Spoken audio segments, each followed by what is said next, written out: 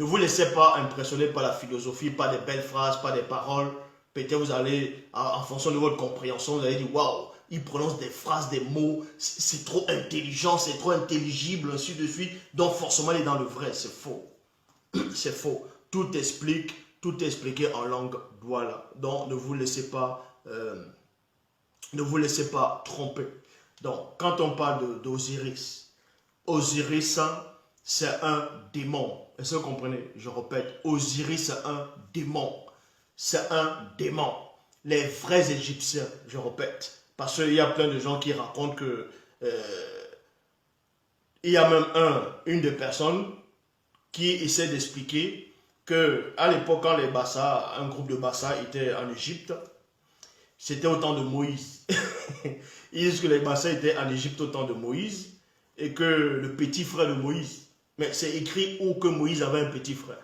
C'est écrit où que Moïse avait un petit frère. Moïse n'a jamais eu de petit frère.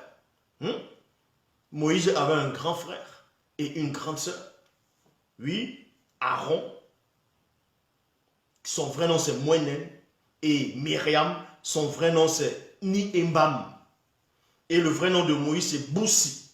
Donc, ces rigolos vous disent que Moïse, les Bassa étaient en Égypte au temps de Moïse. Et que quand Moïse est allé pour délivrer le peuple d'Israël, quand Moïse est parti pour délivrer le peuple d'Israël, le petit frère de Moïse a pris les Bassa. Il est parti avec eux au niveau du Cameroun. Et maintenant, il y a d'autres bombes qui disent non, les Bassa n'ont jamais été en Égypte. Bon, que les Bassa ne viennent pas d'Égypte, ils viennent du littoral à Douala. Et qu'à un moment donné, ils sont partis en Égypte. Et il y a eu l'invasion arabe là-bas, là, donc il y a eu la guerre. Ils sont revenus au niveau du Cameroun. Et qui sont les premiers occupants du littoral, ainsi de suite. Mais on sait que c'est faux. Bon, tout ça là, ce sont des fantasmes. Bon, expliquez donc, puisque la plupart vous disent, des historiens, viennent vous raconter des mensonges en disant que les Douala sont venus du Congo, dont les descendants de Mbedi, qui veut dire la paix, sont venus du Congo, parce que Mbedi, c'est là où ils ont modifié, ils ont écrit Bonaberi. Normalement, c'est Bonabedi. Donc, que les descendants de Mbedi, les Douala, selon eux, sont venus au Cameroun, au niveau du littoral.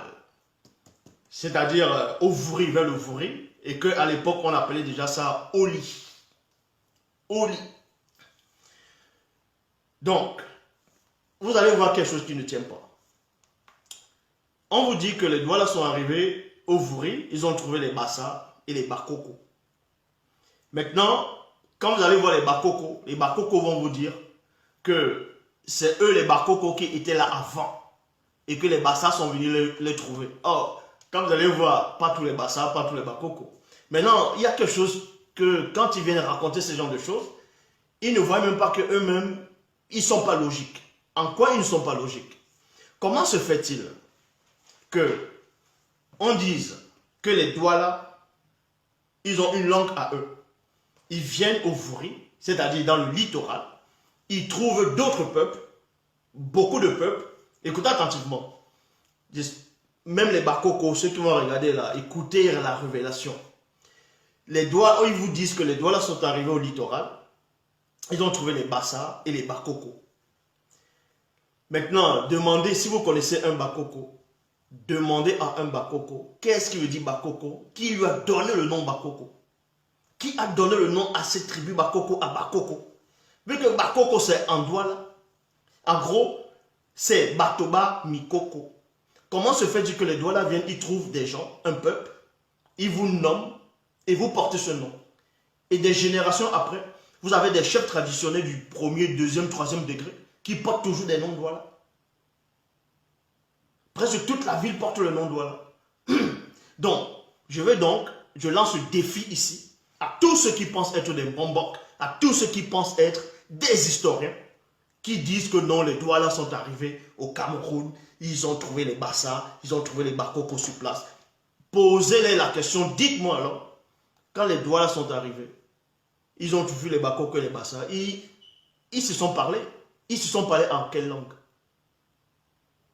Dites-moi, puisqu'il y a la langue Bassa qui existe, il y a la langue Bakoko qui existe, il y a la langue Douala qui existe. Donc, ils ont parlé quelle langue? Ils ont parlé, ils se sont communiqués comment? Vu que les Bassa disent que quand les Douala sont arrivés, ils les ont vus comme des frères, ils les ont laissé le littoral, où il y avait le poisson, les poissons, la pêche, en gros la pêche, les animaux, et eux sont allés loin dans la forêt, et les Bakoko sont allés de l'autre côté. Donc, mais vous avez déjà vu ça où? Mais ça n'a même pas de sens. Vous vivez au bord de l'eau, il y a des poissons en abondance, vous avez construit, puisque vous êtes là depuis, et un autre groupe de personnes viennent, vous les laissez là, vous allez loin dans la forêt, mais vous avez déjà vu ça où? Et après, vos descendants portent le nom de ceux qui sont venus vous trouver. Le mot Bassa, c'est en Douala. Est-ce que vous comprenez? Le mot Bassa, je dis ici, le mot Bassa, le mot Bakoko, c'est en langue Douala. Bassa, ça a deux significations dans la langue Douala. Bassa veut dire ceux qui dansent ou ceux qui s'aiment. Ceux qui s'aiment. Et Bakoko, ça veut dire Batoba Mikoko. Batoba Mikoko. Et c'est les Douala qui ont donné ce nom-là. Et ces noms-là, ils portent ces noms-là en Douala. Il y a les chefs Bassa, à l'heure actuelle, les chefs traditionnels Bassa, qui portent des noms Douala. Il y a des chefs Bakoko du premier degré, ils portent des noms Douala. Mais expliquez alors qu'on vous dit que les Douala sont un petit peuple là-bas au Cameroun. Ils arrivent, tout le littoral porte les noms, toutes les maisons, tous les rues portent les noms, même les Boulous. Ils ont les noms Douala. Parce que Boulou, c'est avec l'accent. Mais on dit Boudou, qui veut dire la nuit. C'est Boudou, c'est la nuit. Jusqu'on va même, on va dire Nangaboko. Les Nanga et Boko, c'est quoi? C'est un mot Douala qui veut dire dormir dehors. C'est pour ça qu'on dit les Nangaboko. Est-ce que vous comprenez? Donc, quand on me dit que le Douala est la base, c'est en Douala qu'on apporte la révélation. C'est en Douala qu'on comprend les choses. Maintenant, c'est qui les Bassa? C'est qui les Bakoko? C'est toujours des Douala. Ils ont un ancêtre en commun. C'est ce que la plupart des gens ne comprennent pas. Les Bassa, les Bakoko, les Biti, tout ça là, c'est toujours les Douala. Mais ici, on ne va pas tout expliquer ici. Mais on va néanmoins, ce qu'on veut vous expliquer, c'est quoi? C'est que Satan, il sait, celui qu'on appelle Satan, le Moudima, le mauvais esprit. Il sait que le faux Jésus, oui, même Ewondo, le mot Ewondo, c'est un nom Douala qui veut dire la hache. La hache, vous voyez, quand vous allez la hache, c'est ça qu'on veut dire Ewondo. Pour ceux qui ne savent pas, quand les missionnaires, quand les explorateurs sont arrivés au Cameroun, je ne veux pas tout dire ici, mais je vais vous donner quelques indices. Quand les explorateurs sont arrivés au Cameroun, les Blancs sont commencés à arriver, les missionnaires, à une époque, parce qu'il y avait des commerçants. Il y avait les Hollandais, il y avait les Français, il y avait les Anglais, il y avait les Allemands, ainsi de suite. Bon. À une époque, il y a certains missionnaires qui sont arrivés au Cameroun. Ils ont vu des gens qui étaient dans les hauts plateaux, que maintenant on va appeler maintenant Bamileke. Ils ont vu une tribu qui vivait au niveau des montagnes, dans les hauts plateaux là-bas. On ne savait pas les nommer. Qui était l'interprète de ce qu'on appelle Bamileke maintenant et des missionnaires? Si ce n'est les Douala, c'était les Douala qui parlaient la langue.